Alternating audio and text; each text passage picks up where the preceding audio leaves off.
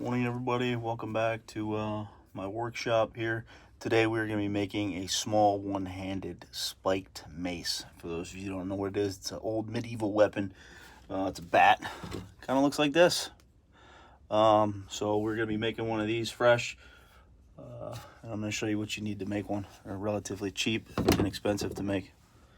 So I have a few of these old Louisville sluggers laying around. You just need one of these Louisville slugger mini bats, Sharpie, drill, 3/16 bit. Might need a pair of needle nose pliers depending on what your pattern is. Whenever you mark out where you want to put your spikes, you're going to need a pack of, at minimum, probably 50. These are outdoor, these are like track and field spikes, but they're for cross country. They're the longer spikes. You can get the shorter ones, but I mean, the longer ones, obviously, if you're going to hit something, you want something a little bit more durable and longer. If you want to start with a smaller bit, you can. So I recommend, starting your starter hole smaller just to figure out the size of your spikes. But if you're getting standard spikes, it's a 3/16 bit.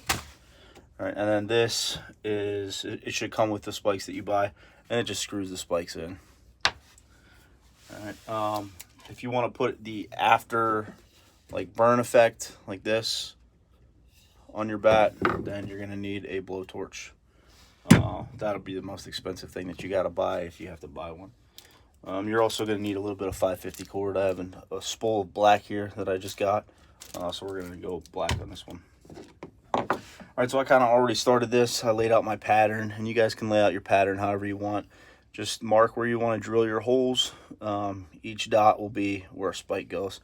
And I already put the first one in there so that you guys can see what that kind of is going to look like. So, take the drill, 3/16 bit, and we're just going to hit these. We're not going to go very deep. As you can see, there's probably only maybe 5 or 6 threads.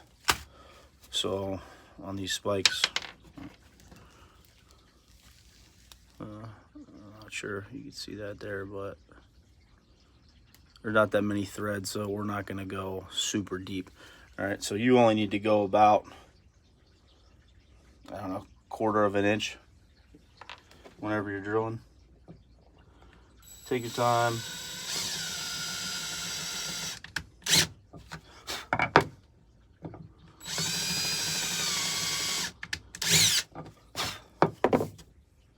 All right, and then just get it started. This is the hardest part, in my opinion. And once it's started, you're gonna take this tool, you're gonna put it on, and you're just gonna spin. And that 3/16 bit is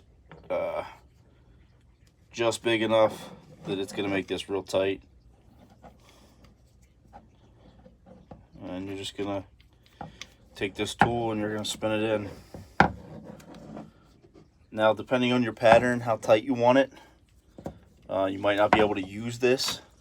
So in that case, you're gonna need to go to needle nose pliers and spin by hand. And I'm probably gonna end up having to do that with the pattern that I chose here. I mean, you could choose whatever pattern you want. You can make it just straight rows. You can alternate. So I pre-laid out the pattern on this one. You guys can see it. Just alternate. That's kind of the same pattern I laid out on this one. But you can make them spiral if you want. You can make them just straight lines, not alternating. Really, whatever whatever you want to do. They don't have to be perfect. So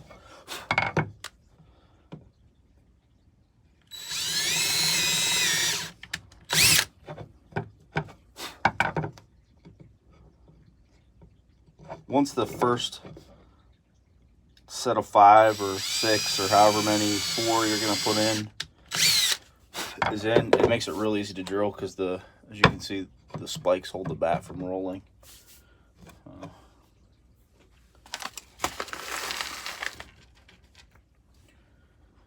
It's much harder to put them in with the needle nose pliers, especially because there's a rounded edge on the spike, obviously, to make it a spike. But on cross country and all track spikes, there's two flat parts. I don't know if you can see it, but the needle nose pliers will actually fit right on those. But it is relatively difficult to grip, and you know, if you live with a significant other, they're going to hear you bitching because they keep slipping off every once in a while. So, my wife has heard me cuss a few times because I can't get stuff in.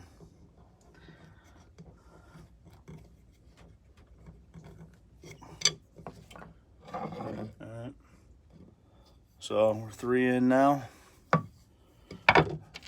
I chose to do rows of 5 in an alternating pattern.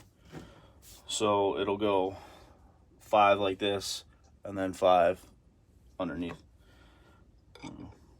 Like I said, the pattern is totally up to you. You can choose however many spikes you want. I get mine on Amazon. They're like $10 for a pack of 110. So pretty good deal. I used to be a track coach, so I would get a ton of them for free, but I don't do that anymore. So now I gotta buy them myself.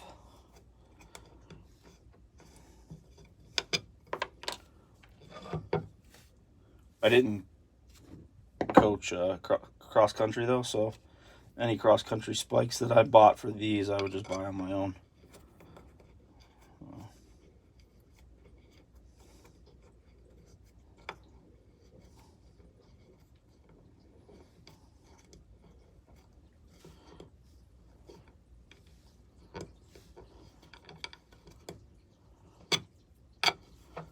And you're going to want to get these down to where the actual flat part of the spike lines up perfectly with the bat. I don't know if you can see on this one, it's not quite there yet. The tighter that you have them, the less likely they are to come out. All right, so now that's what the first 5 are going to look like. And as you can see, I put some marks up here too. I'm probably going to put a few at the top. It doesn't matter if you make a mistake where you want to mark them, just get a piece of sandpaper and you can sand it off. If you're going to put that burn effect on it, you're not going to be able to tell anyway, so it doesn't really matter. Honestly, I don't know how much these little mini Louisville sluggers are. I just had a few laying around from whenever I was a kid. I would get them when my dad would take me to Pirates games. And I grew up close to Pittsburgh. So I had a few of them laying around the house, and I never used them. And I've kind of figured out what I wanted to use them for. So, all right. Going back to this club, if you want this burned look with the circles around the spike, then do the burn effect after you put all the spikes on. If you don't want that look, then burn it prior to. The only thing is it makes it a little bit harder to see your marks for where you want to drill. I mean, you could always use a white marker too, I guess. So, all right. Once you finish all these, I'm not going to go through and drill them all so that you guys don't have to, you don't have to watch that. You're going to want to drill the hole for your 550 or whatever kind of cord you want to use, or you could just use like tape, athletic tape, which is actually what I had originally. You can see it under there, but the 550 gives it a much better grip. So what you're going to want to do is you're just going to want to pick an area and drill straight through the handle.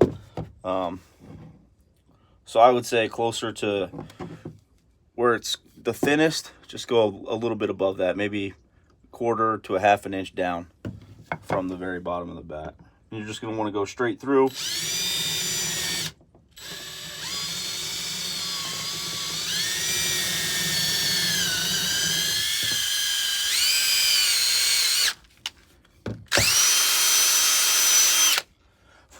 using that 3/16 bit, because the 550 cord will fit straight through there. All right, if you want, you can get a piece of sandpaper and just grind that down so it's smooth on both sides. This old sand sponge I had laying around, this will probably do the trick for now. And nice and smooth. This one's definitely seen better days though.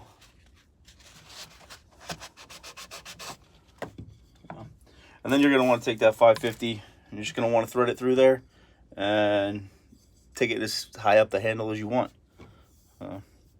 I mean, it's that simple. I'll post another video once it's complete and you guys can see how it turned out.